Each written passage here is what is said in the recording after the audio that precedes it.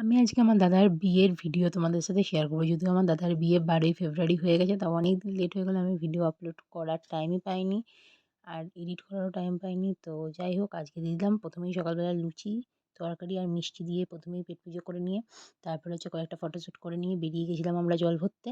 আর আমার পরীক্ষা থাকা মানে ছিল সেদিন।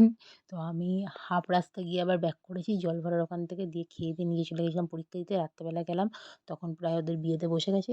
গিয়ে কিছুক্ষণ পর আমি ওই সিঁদুরদানের পর্বটুকুই আমি তুলে ক্যাপচার করে দিতে পেরেছি, ওর থেকে আর বেশি কিছু পারিনি। যাই হোক, ওর পরে হচ্ছে আমার দাদা বৌদিকে কেমন লাগছে অবশ্যই তোমরা কমেন্ট করে জানাবে।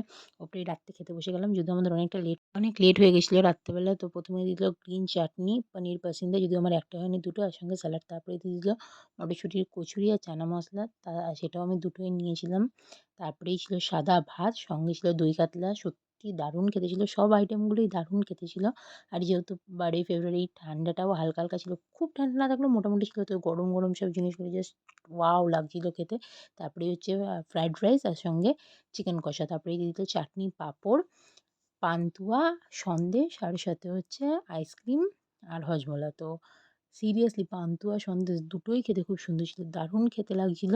তো তারপরের দিন যখন বৌদিকে নিয়ে আসা হলো, তো তখন আমরা রাস্তায় সব বাচ্চা পার্টিগুলো সব বাজি ফাটাচ্ছিল, তারপরে বড়রা সব নাচানাচি করছিল, সেই ক্লিপগুলো একটুখানি অ্যাড করেছি এর সঙ্গে। আর তারপরে বৌদিকে নিয়ে ঢোকার পর একটুখানি ওই মাসি বরণ করে গাড়ি থেকে নামাচ্ছে, ওইটুকু অ্যাড আছে।